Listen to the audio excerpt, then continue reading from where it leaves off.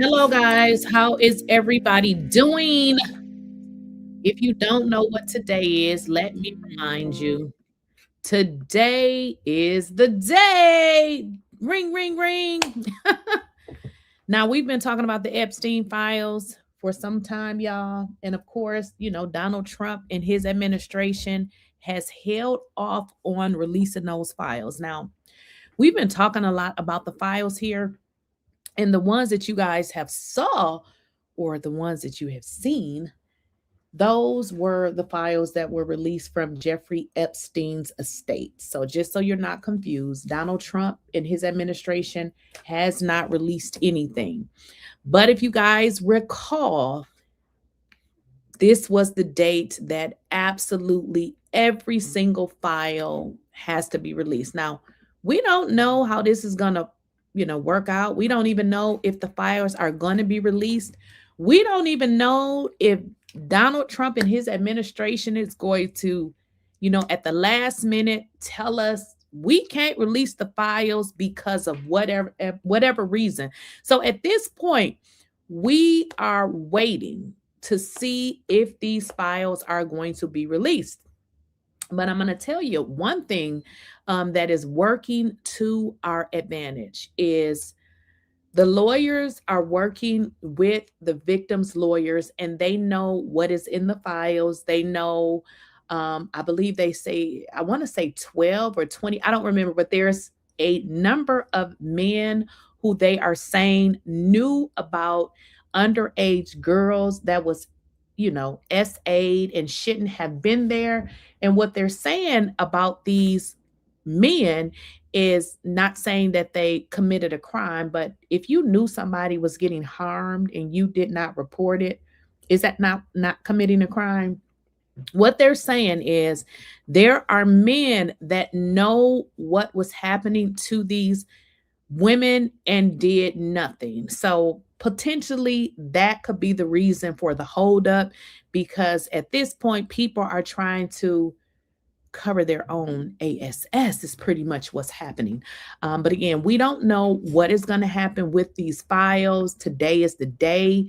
We have to just wait and see what's going to happen. Now, if we go on to CNBC News, it's pretty much talking about today is the date that the Department of Justice is supposed to release the files. Now, this is simply because what happened, they voted to release the files. So let's not give Donald Trump any pointers here, because in all honesty, if Donald Trump was up front, we wouldn't be here. If he would have just released the files like he said he would, we would not be here. Keep in mind, we didn't need to go to, court or do any of that to get Donald Trump to release the files. But of course, because he didn't, because he wants to protect these billionaires who has, they got a lot of money, child. We just working hard type people.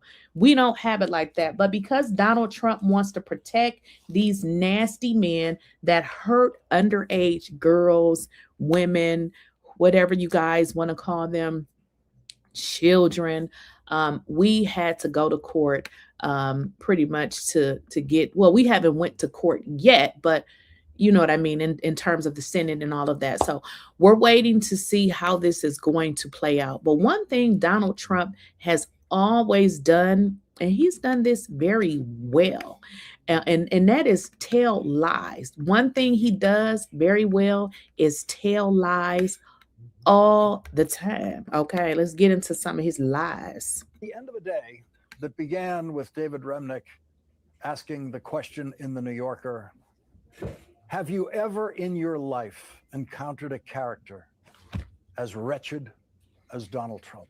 Wretched. Donald Trump delivered that character to millions of Americans tonight in a 15-minute shouted speech from the White House. Donald Trump's shouting seems to indicate he has not yet learned how microphones actually work.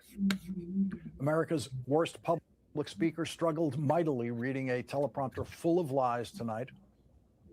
His speech, if we can call it that, in it, Donald Trump said that when he took office, quote, inflation was the worst in the history of our country. That is a lie, a typical Trump lie. Inflation was at That's all Donald Trump manages to do well is tell lies. I mean, you got to give it to him. He is the president for lies. If you want to hear a lie, we're gonna hear the lies. Okay. 3% when Donald Trump took office. Inflation is at 3% right now.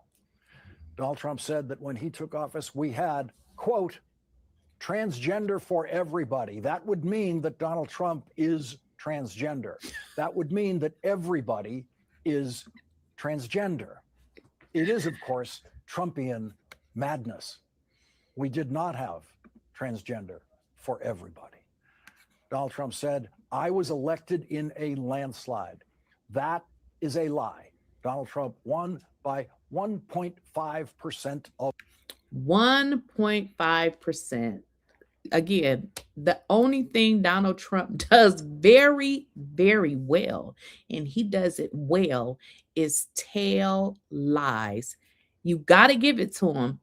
Give credit where it's due. This man tells lies, and he can look you straight in the face. And sometimes you'll be like, what? He definitely can tell a lie. The vote. Donald Trump said they released violent felons, meaning the Biden administration. Huh. No president in history has released more violent felons in one day than Donald Trump did on his inauguration day when he pardoned every violent felon who attacked the Capitol on January 6th for him to try. This is the only president in history, you guys know what history means, that has released into our community more violent felons. But hey, you got to give it to Donald Trump, because what is he? He's a felon. 34-time felon. So of course he's going to release others because they are just like him. To overturn a presidential election for him. Donald Trump said that tariffs is, quote, my favorite word. Donald Trump lied when he said we made a lot more money because of tariffs. We didn't make any money because of tariffs. America made no money because of that. The Trump tariffs paid to the United States Treasury have all been paid in the United States by Americans. The federal government has simply taken money away from Americans through the Trump tariffs. Americans have had to take money out of their pockets. Well, here's the deal. And this is a question for you guys, because, hey, I know how my money is doing in this Donald Trump created economy. Before Donald Trump came into office, the same money that I had before he came into office was the same money that was, that I could stretch. And it's very, very hard for it to stretch. Now, if you guys go to the grocery store, that place where you go and buy your food, you may go get a couple of items and you wonder why the bill say $50. So when Donald Trump lies, and that he's lying because these are the same bills that you pay every single day, yeah, we're not buying it. To pay for the Trump tariffs in this country. This is the first time that Donald Trump made a public reference to tariffs without telling the lie that foreign countries pay his tariffs. And Donald Trump lied about the Democrats, saying Democrats are demanding increases in health insurance costs. Donald Trump delivered his speech in a monotone anger. He seemed to be angry at the truth. Joining us now for the Democratic response is the Democratic leader of the House of Representatives. Now, we don't know nothing else about Donald Trump. We know that when you start to see him get angry, it's because of the truth, because in his brain, he can only process lies. When Donald Trump is being lied to, when his little administration is kissing up his old dilapidated AASS, he is happy. But when you get into the truth, Donald Trump simply just can't take it. Hakeem Jeffries, thank you very much for joining us tonight. Please I want to offer you an open opportunity to respond to that speech in any way you choose. Well, it's great to be with you. It was an unhinged speech that was, of course, untethered from reality and truth. You know, Donald Trump has made things worse for the American people. He refuses to acknowledge that the tariffs that he is solely responsible for have actually increased costs on everyday Americans by thousands of dollars per year. Now, again, I just spoke on that. We don't need to continue to listen to Donald Trump lies because you go to the grocery store, I go to the grocery store, you pay a utility bill, I pay a utility bill. If you rent, you know that rents have skyrocketed. I mean, what is going on? So, what type of, is Donald Trump okay? At the same time, when it comes to this healthcare crisis, it's one that Republicans have created. It was Donald Trump's one big ugly bill that enacted the largest cut to Medicaid in American history. In that same bill, they ripped food away from hungry children, seniors, and veterans. And all of this was done so that Donald Trump and Republicans could reward their billionaire donors with massive tax breaks, which they've now made permanent. At the same period of time, it was Donald Trump who promised to lower the high cost of living on day one, to lower costs on day one. Now, wait a minute. Let's get into it. A lot of you all voted for Donald Trump because you were expecting him to do just that. We're going to lower the cost on day one. We're going to do this. We're going to do that. And now Donald Trump is simply telling y'all that, listen, he can't lower the cost because Joe Biden should have lowered the cost. Everything Donald Trump is supposed to do, he tells y'all that he can't do it because Joe Biden should have done it.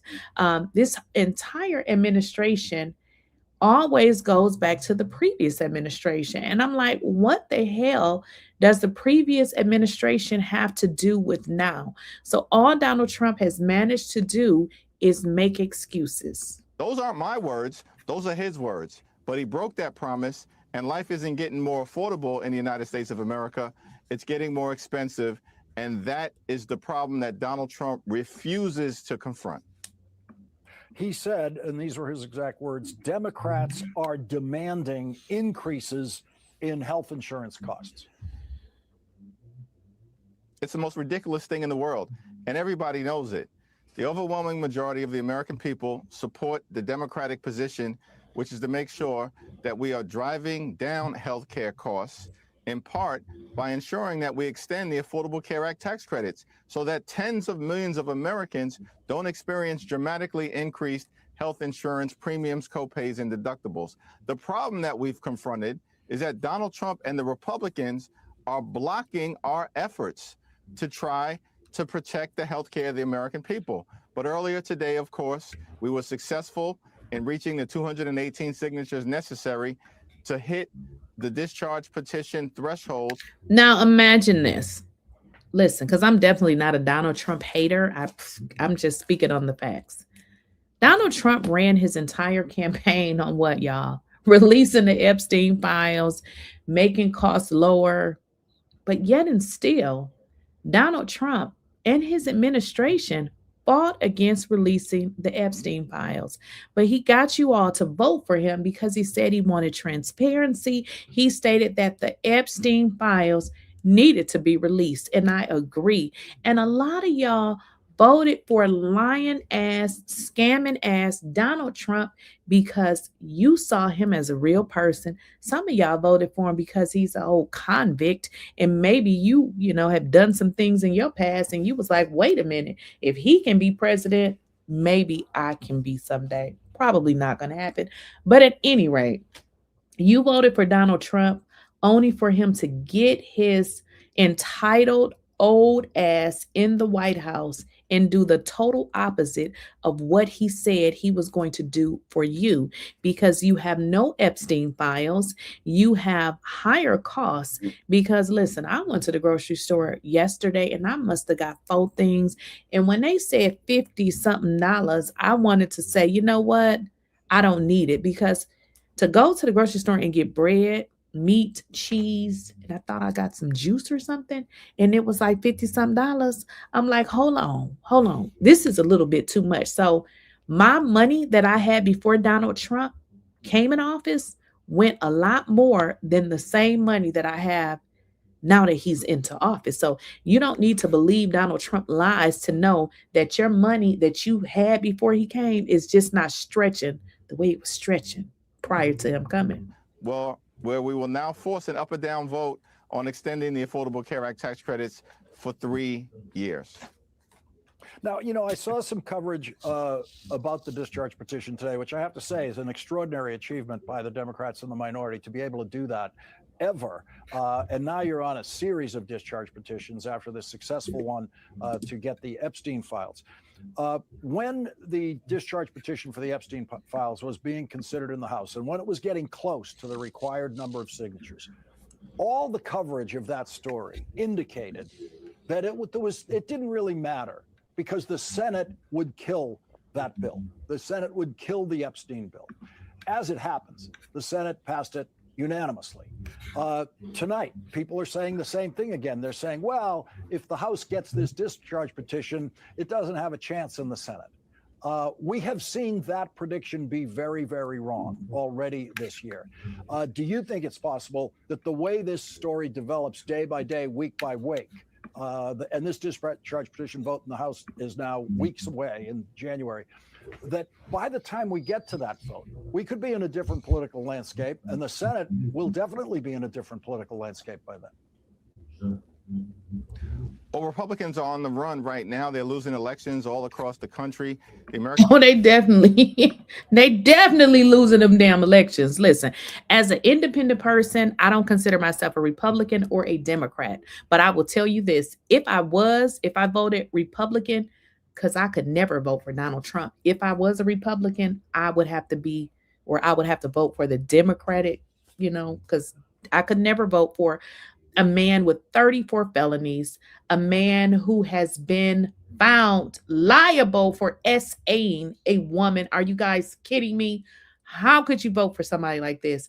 Then a man who has strong ties to a man that went to prison because he was convicted of, y'all know what Jeffrey Epstein was convicted of. So I could never in this world vote for anybody by the name of Donald Trump, just based on all of those things right there. So at this point, I wouldn't care what Donald Trump said, because based on his background, I wouldn't vote for him.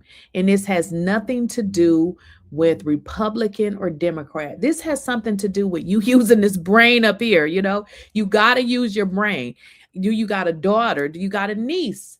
Do you got anybody in your life that's a female? This dude was found liable for doing a heinous act. Are you kidding me right now? Not only that, Jeffrey Epstein's bestie. I mean, Donald Trump has a history of mismanaging his money. Come on, y'all. We can't get so caught up that we just gonna vote for Donald Trump and not look at his background. If this was Obama, who, don't got no felonies, don't have none of these type of allegations about him, y'all would be having a whole hissy fit. But now, since it's old dusted Donald Trump, for some reason, people have made it okay for him. And it's not okay. People are rejecting their extremism and embracing the Democratic agenda to drive down the high cost of living, fix our broken healthcare system, and of course, extend the Affordable Care Act tax credits. Abraham. Oh, and let's talk about healthcare, because I don't think some of y'all understand what these people are talking about. Somebody said the other day, well, I thought the rising healthcare costs only applied to the people that uses the Affordable Care Act. Let me make sure you guys understand. Healthcare is the entire healthcare system, because once one section of it goes up, it goes up clear across. Let me just give you an example. And I believe, I don't know if you guys obviously don't watch every video, but when I was with the federal government, okay, I paid about $500 a month for my family's healthcare plan, which is about $250 every paycheck. Okay. That is what I paid. To me, that shit was high. $500 a month. It wasn't like I was making a whole bunch of money. Okay. Let's just be honest. Now, since I no longer work for this federal government, that $500 now which was my portion that I paid. Obviously, they paid. So now, since I no longer work for them, I get to have COBRA for, I believe it's 2 years. I believe, don't quote me on it. But now I have to pay the entitled cost plus an administration fee. Do y'all want to know how much my health care was? It was almost $2,400. So imagine paying $2,400. This ain't your mortgage. This is not your rent. This is not your car payment. About $2,400 with the administrative fee. I would have had to pay that. I said, oh, hell no. I cannot pay $2,400 a month. So what I had to do was downgrade my plan. Y'all know what downgrading mean. They have different grades of the plan. So I went from the roughly about $2,400 plan to one that's about $1,400. $1,400 a month is still high as hell. But this is what I want y'all to understand, because some people were like, oh, I thought it only applied to the ACA. I do not have the affordable health care. I, stayed with COBRA because I had an insurance broker and I was going to purchase health insurance. And I forgot, listen, you still have COBRA. Use that once you exhaust COBRA. Then look at the Affordable Health Care Act, or if you want to purchase separate health care. So I totally forgot about COBRA. But right now I do use that. And again, that's $1,400. That's a lot of money. So imagine somebody that's just working a regular job, making minimum wage. They have no health insurance. And then if they are applying to the Affordable Health Care Act, average people is not going to be able to pay $1,400. I mean, this is $1,400 is not your rent. That is just you being covered if you have to go to the hospital. And let me give y'all something else about this plan, honey, because I went to this plan because this was more in line with my budget. Okay. I cannot use every penny I have to pay health care. Now, with the plan that I chose, the difference with this one is you only get 11 visits a year. Now, I'm really healthy. It's not like I'm going to the hospital every single day. So I said, okay, I'm going to go with that plan because typically if I did go to the doctor, okay, it would be, once a month, even if I did, but I'm really not going to the doctor once a month. So that plan allowed me 11 I think it's 11. Actually, it's not even once a month because you get 11 visits over the course of the year.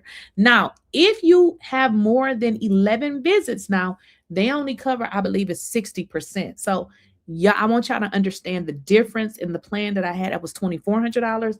Then the one that I just had to go with, that's $1,400. So that's the difference. Another thing, guys, I went out to eat, went to dinner at, what is the name of that restaurant? It's a really good restaurant. I can't think of it, but I got sick, y'all. I mean, super sick. I literally sat down. Had just started eating. Well, I had the appetizer. The appetizer was fine. And then I had fish, rice, and beans. Right after I ate it, when I tell y'all I got sick and I felt like I was like paralyzed, I don't know what was happening to me, but I got dizzy. My hearing was impaired, and I ended up going to the emergency because I said, I don't know what the hell just happened. That bill was almost $5,000. I had forgot, y'all, that I had switched the plan because my other plan just covered everything. That was the $2,400 plan. I went to the damn emergency. It was $5,000. And y'all know how much I have to pay on that $5,000 bill? Guess if you know in the chat, because what I have to pay is the same damn price for the coverage. $1,500, something like my copay is $1,400. So now I'm just like, damn, now I can't even go to the damn emergency. I guess I got to go to like the, what is that? Like the urgent care or something. Had I would have known that it was going to cost me $1,500 as a damn deductible, I probably would have thought differently about going, or I probably would have just scheduled me an office visit. So that's the difference. Again, went to the emergency because I was sick, but I had forgot that I had switched the plan. So now I got a $1,500 bill for going to the emergency on top of that $1,400 payment that I got to make. So when I tell y'all the healthcare is serious, it is serious. Now, here's another thing. If you have not saw an increase in your premiums, if you haven't saw it yet, you will see it this next coming up year. So if you're thinking it's good, okay, wait until January, because You guys know, even if you're employed and you get your health care through your employer, y'all know they got open enrollment, and it usually is in December or January. So you guys are going to start to see it if you have not already. Lincoln, as you know, Lawrence, once made the observation that public sentiment is everything. With it, nothing can fail. Without it, nothing can succeed. And we know that public sentiment is on our side in terms of extending the Affordable Care Act tax credits and decisively confronting the Republican healthcare crisis that is devastating working class Americans, middle class Americans, and everyday Americans. And so we know both that the votes exist to extend the Affordable Care Act tax credits in a straightforward way, consistent with our legislation, a 3-year extension in the House, and that there's already a bipartisan majority in the Senate that had previously voted in support of a 3-year extension. And as public pressure continues to mount, particularly after the House acts, we believe that there's real opportunity to get this done. So the current speaker, Mike Johnson, is on his way to setting a record for the most discharge petitions succeeding against him. We don't even want to talk about Mike Johnson. That's a whole nother video. If you guys don't know who Mike Johnson is the Speaker of the House, and people are really complaining about him because as a Speaker of the House, we know Mike Johnson is Republican. He got to put that aside and do his job. People are complaining that Mike Johnson needs to go, and they are saying he does not do his job. I'm going to give you an example. When he did not swear in Miss Ardaleva, I don't want to say her name, Grahova, the Grahova lady. I don't want to mess her name up, but he put off swearing her in for months and left her entire district without a representation because she's a Democrat. So people are complaining about Mike Johnson, and frankly, he needs to go because, again, regardless to what your political party is, business needs to proceed as usual, and you should not be like, okay, well, I'm a Republican and these are Democrats over here, so we don't want to move the needle because we want to make sure we got more people. We can't operate like that. Whether you are a Democrat or a Republican, we still have to handle business. You cannot treat people differently because of what side they're on. Like, come on. But this is what this speaker is doing. He's all up in Donald Trump's disgusting ass. This is what he said today about his control of the House. Have you lost control of the House? I have not lost control of the House. Your reaction to that? And you know what was interesting, Lawrence, is that he went on to say that this is the narrowest majority that any party has ever had in modern political history. It's probably the only truthful thing that he said in that back and forth.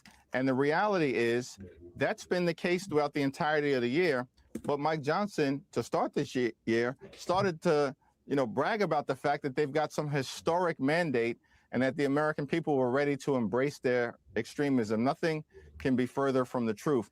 And things have been falling apart over the last several months, clearly, and that was accelerated by the decisive defeat by Democrats of Republicans all across the country, up and down the ballot. Now, to your point about the discharge petition, what's been interesting is that we've basically had 3 successive weeks of Democratic-led discharge petitions in partnership with a handful of Republicans behaving in a principled way that have been successful. First, it was a discharge petition that enabled the Epstein files to be released as mandated by the legislation compelling the Department of Justice to do exactly what the survivors have been asking for so there can be transparency and accountability. Then last week, 20 Republicans joined Democrats in successfully moving legislation that wiped out Donald Trump's executive order, which took away collective bargaining rights from more than 1 million hardworking federal employees. That legislation passed the House and is now sitting in the Senate.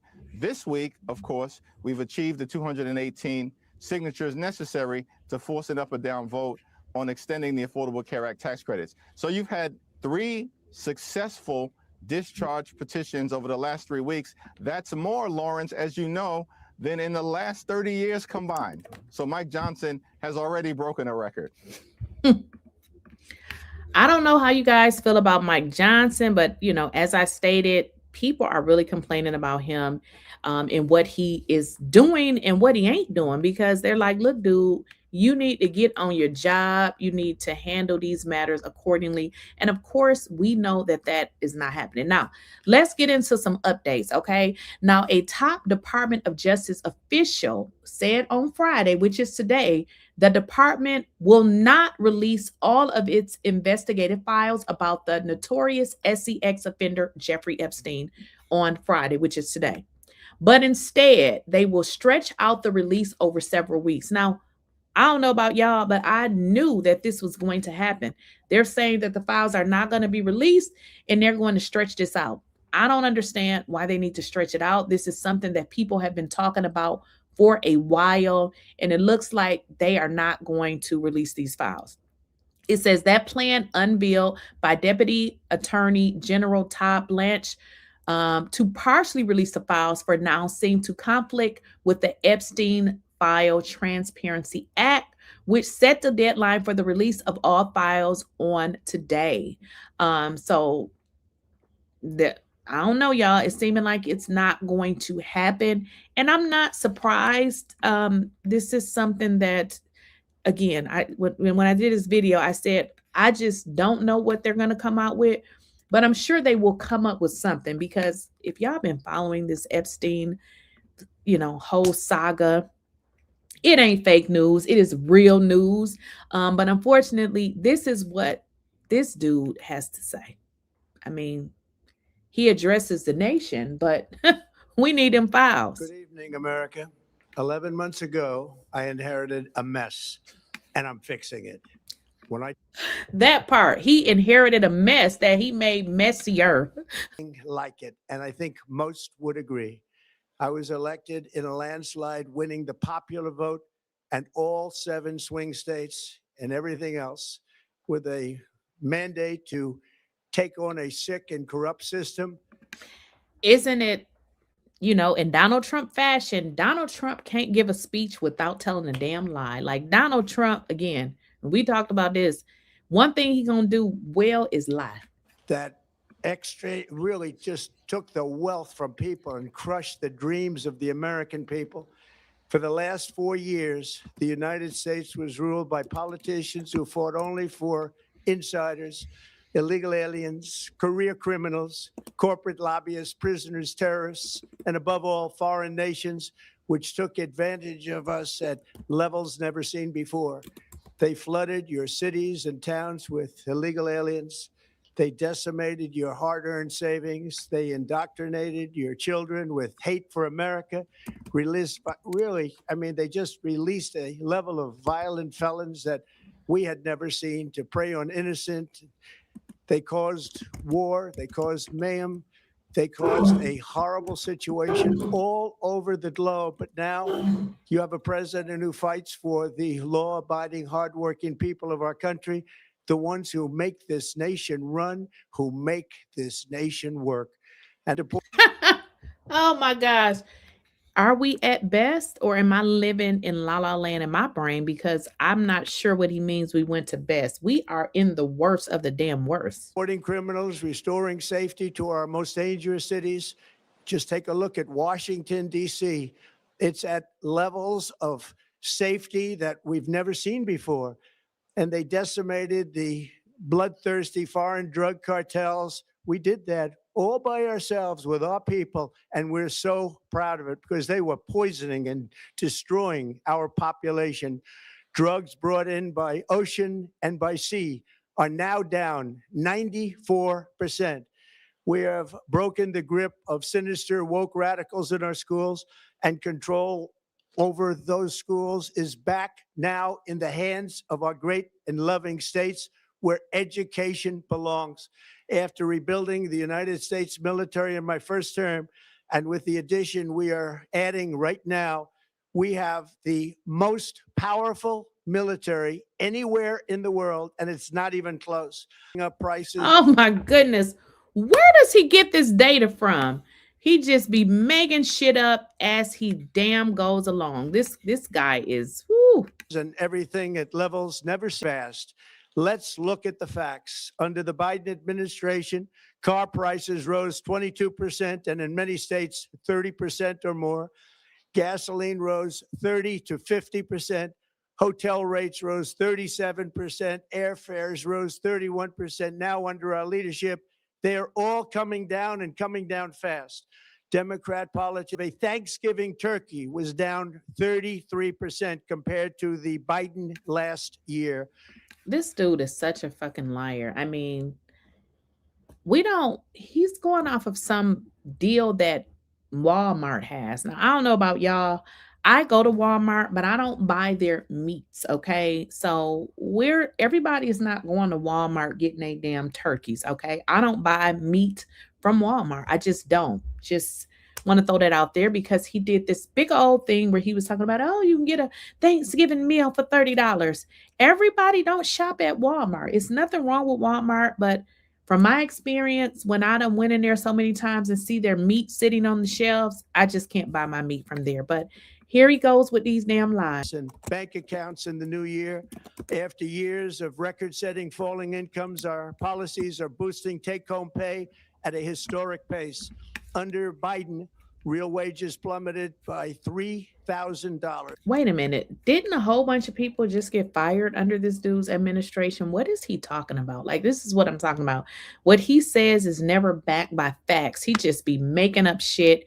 And what I don't like is he doesn't want to be questioned. Like, you can't ask him questions like, give us the data. Like, where are you getting these numbers from? This dude fired all of the federal workers. Then you have companies that follow his ridiculousness, and then they started laying people off. Not to mention all the people that work remotely and was working, doing their job. They've been fired or forced to go back into the office. What is Donald Trump talking about? Under Trump, the typical factory worker has seen a wage increase of $1,300. For construction workers, it's $1,800. For miners, we're bringing back clean, beautiful coal. It's $3,300. And for the first time in years, wages are rising much faster than inflation. Remember that. The wages, just look at it. Wages are going up much faster than inflation. How big is that?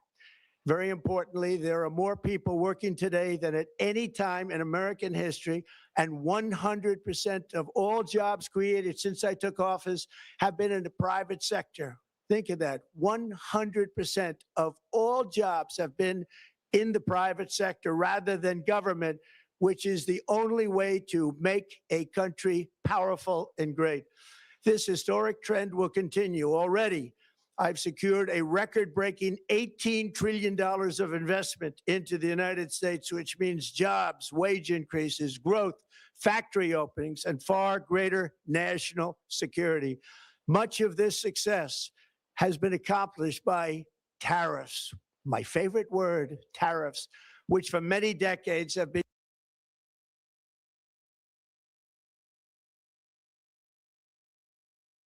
I didn't know I was muted. This dude gives me a headache. He's talking about the tariffs and all of these, lies that he done made up. You guys can find this anywhere. The tariffs have done nothing but hurt us because it doesn't just work on one side. It works on both sides. It also works it works against us when we are purchasing stuff all in other countries. Like, this dude just makes up stuff. There is no data to back this up.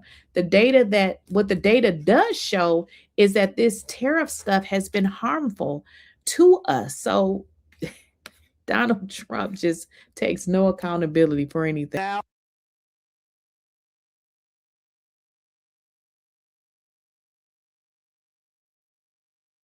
Yeah, I can't even take it no more. My head is like pounding.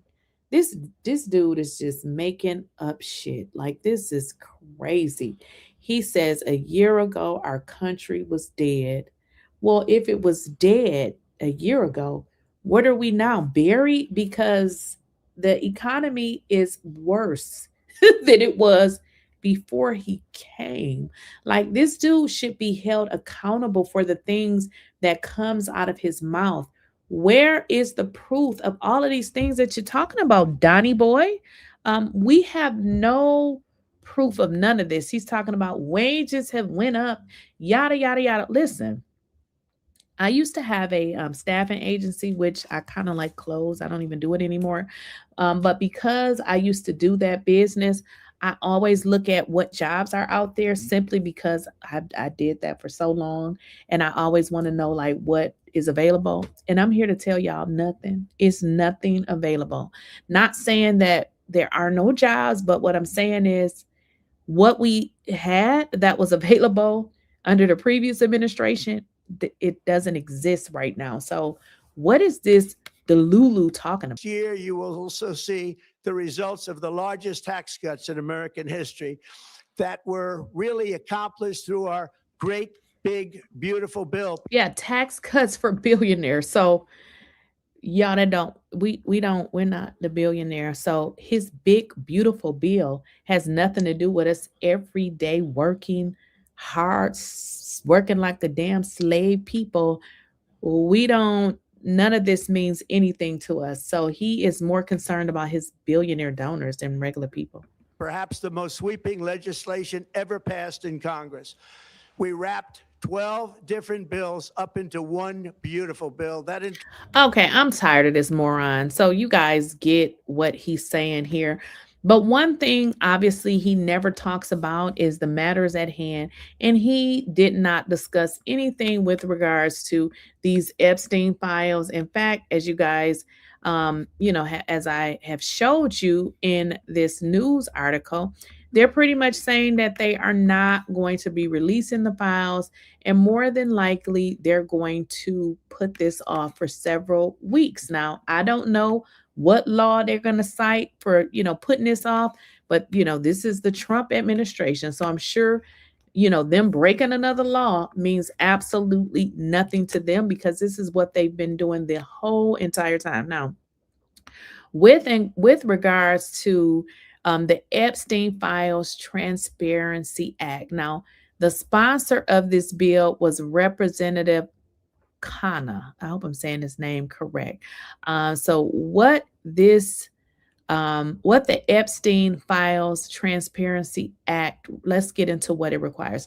It says this bill requires the Department of Justice, the DOJ, to publish in a searchable and downloadable format all unclassified records, documents, communications, and investigative materials in DOJ's possession that relate to the investigation and prosecution of Jeffrey Epstein. This includes materials that relate to Ghislaine Maxwell, flight logs and travel records, and individuals named or referenced, including government officials, in connection with the investigation and prosecution of Jeffrey Epstein. The DOJ is permitted to withhold certain information, such as the personal information of victims and materials that would jeopardize an active federal investigation. So basically, what we really don't want to see is we don't really want to see the victims' names because those, a victim is a victim. They've been through enough. We don't want their names pasted. We don't want to see their names, okay? Additionally, not later than 15 days after the required publication, DOJ must report to Congress all categories of information released and withheld, a summary of any redactions made, and a list of all government officials and politically exposed individuals named or referenced in the published materials. So let's get into that. So not only do they need to publish this list in a downloadable and a searchable file, okay? After today, which is the day they need to release it, 15 days after publication, the DOJ must report to Congress. And what they need to do is report on all of the redactions and who were the people that were redacted. Now, are they going to follow it though? That's the problem. I don't believe that they are, because according to this, this article is saying that they are pretty much trying to not follow it, which is sad because I'm sorry, y'all. I didn't even share my screen. I thought I was sharing it. Let me just share this with y'all. This is what I was reading from. This is the Epstein Files Transparency Act. This is what I was reading from. And it kind of gives you the description of what it is and kind of like how this Transparency Act works and what they have to do in Congress to actually get, to actually follow this law is pretty much. But y'all, let's just put it out there. And hopefully y'all can understand. Let me put this in a way that I don't offend people. It's just like sometimes no matter how you say stuff, you will offend people. Let's call it what it is. These men are being protected because they are billionaires and because they are white men. Let's just be honest. Let's call it what it is. And if y'all don't believe me, because I mean, I'm just not making this up. Somebody else felt the same way. The same way. Let's get into it. The number one offender type is biological fathers, but by far it is being done by middle-aged Caucasian men. Uh-oh. Now I know that's going to send a couple people to the hospital. Y'all not going to be able to take the truth. But the truth of the matter is, let me rewind that for the people in the back. I know y'all don't want to hear it, but it's facts. These people are being protected because they are middle-aged Caucasian men. The number one offender type is biological fathers, but by far it is being done by middle-aged Caucasian men. Let's let that sit there and let y'all catch y'all breath, because I know some people ain't going to be able to take it. But it's the truth. I mean, these men are, they're being protected because they are what? White Caucasian men. If they were any other race of people, we would not be having this conversation. Let's just call it what it is. Many, over half of them, college graduates. Many of them are educated, good jobs. This isn't just who we're thinking about. Like they're technical savvy. And I think that it is time that we call them out like that. It's time that we call them out. But of course, we live in America, the USA. And for some reason, we want to put down other races of people. And, Donald Trump talks about, blacks, Mexicans, all other races. But when it comes to, white men in this little nasty business that's going on, it seems like they're being protected, not because they're innocent, but simply because of their race. We can't stand by and stand back. Like, we have to stand up and say, not only are we not doing our job as men, it's actually the opposite. Instead of being defenders and protectors of our families, we're hurting and abusing. Now, that's coming from a white man. Y'all do know he is a white man, but I love it when people speak the truth, because we cannot heal as a society. We can't fix issues if we're going to lie and run from the issues that are at hand. And right now, those men are being protected for no other reason other than what I've said the categories are. They are billionaire status, they are white, and they're white men. Okay, that's pretty much it.